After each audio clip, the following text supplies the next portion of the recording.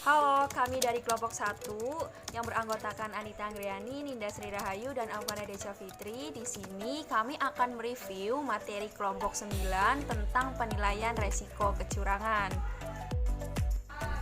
Oke, selanjutnya kelompok kami akan mereview mengenai tata tulis dan isi makalah.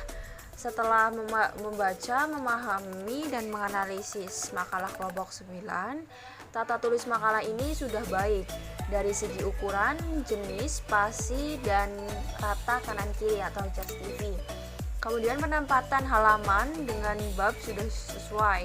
Namun, secara tata tulis kami juga menemukan beberapa kesalahan dalam penulisan kata. Seperti yang pertama itu kurang tepatnya penempatan kata sehingga penggunaan bahasa tidak sesuai dengan KBBI, seperti di cover makalah di judul menggunakan kata disusun sebagai tugas kelompok MK Auditing. Sebaiknya diganti menjadi diajukan untuk memenuhi tugas struktur mata kuliah Auditing 1. Yang kedua itu ada pada dalam daftar isi tertulis tujuan penulisan, tetapi di halaman selanjutnya itu tujuan masalah. Kemudian, kesesuaian judul di daftar isi itu perlu agar bagi pembaca dapat memahami dengan baik. Kemudian, kata resiko seharusnya itu kata bakunya adalah risiko yang sesuai dengan KBBI.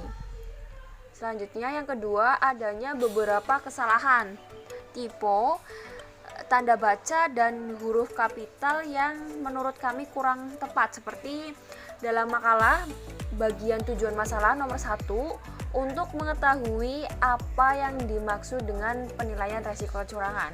Nah, menurut kami sebagai kelompok pembanding sebaiknya kata maksud itu M-nya tidak perlu kapital. Kemudian kata-kata tipe seperti keuangan yang harusnya kecurangan dan beberapa tipe lainnya. Yang ketiga, penulisan body note itu kurang tepat. Yang keempat, penggunaan dan penempatan poin-poin kurang tepat dan tidak sejajar. Poin A, B, dan C sejajar dengan poin angka yang seharusnya agak sedikit menjorok atau menjuru. Yang keempat, pada halaman 8 dan seterusnya setelah numbering, sebaiknya adanya kalimat menggunakan paragraf sehingga bisa lebih rapi. Nah, untuk isi makalah sudah sesuai dengan silabus yang diberikan. Poin-poin yang dipaparkan juga cukup jelas. Isi makalah menggunakan bahasa yang tidak rumit dan ada beberapa istilah yang asing, namun pemakalah juga menyisipkan arti dan istilah tersebut. Namun, dalam penyampaian kesimpulan menurut kelompok kami harus sesuai dengan rumusan masalah yang diajukan pemakalah, sehingga dalam kesimpulan bisa menjelaskan apa yang sudah dijelaskan dan sesuai dengan apa yang ditanyakan. Oke, selanjutnya yaitu mengenai menelaah materi yang telah disampaikan. Jadi di dalam makalah kelompok 9 telah membuat 5 rumusan masalah. Dari rumusan masalah tersebut kami dari kelompok pembanding telah menelaah. Di antaranya yaitu 1. Definisi penilaian resiko kecurangan. Penilaian resiko kecurangan merupakan suatu proses identifikasi, analisis, dan evaluasi atas kerentanan suatu organisasi dalam menghadapi resiko kecurangan. Nah, adanya proses identifikasi resiko kecurangan tersebut membantu auditor untuk mengidentifikasi kemungkinan kecurangan organisasi yang diauditnya.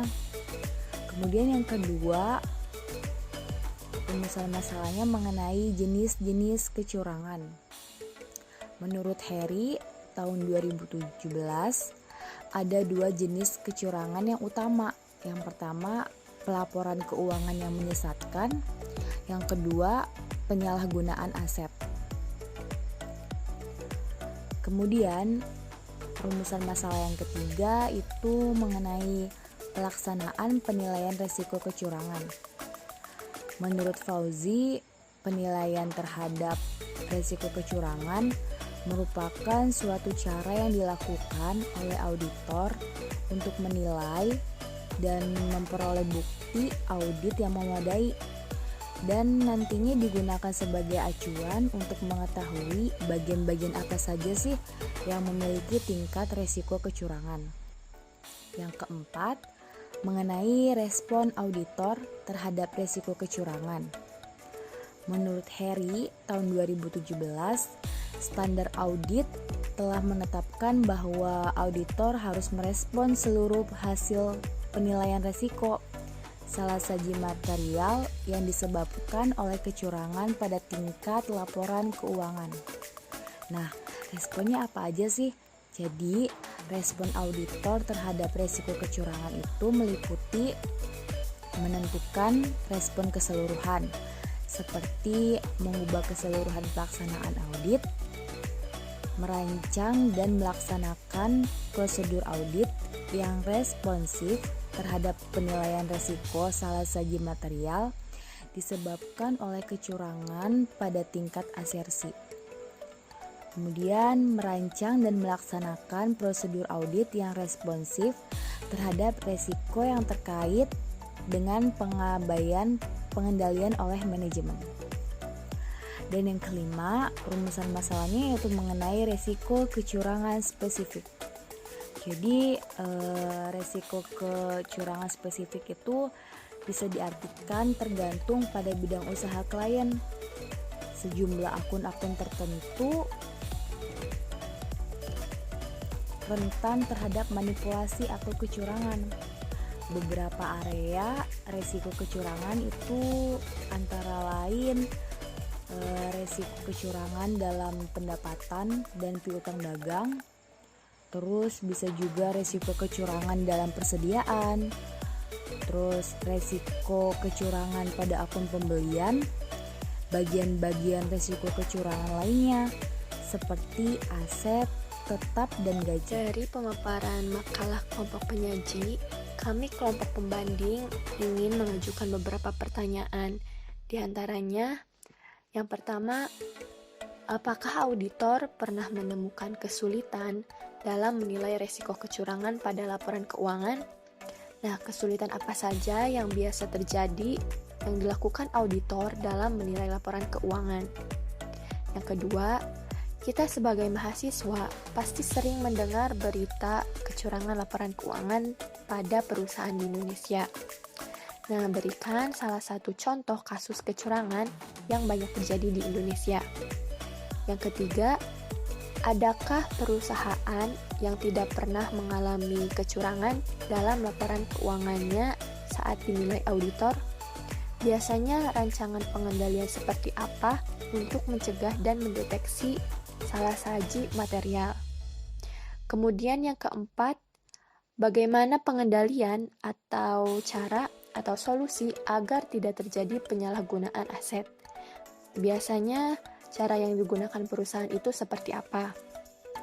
Yang terakhir, dalam makalah disebutkan bahwa penilaian terhadap resiko kecurangan merupakan suatu cara yang dilakukan oleh auditor untuk menilai dan memperoleh bukti audit yang memadai dan nantinya digunakan sebagai acuan untuk mengetahui bagian-bagian apa saja yang memiliki tingkat resiko kecurangan.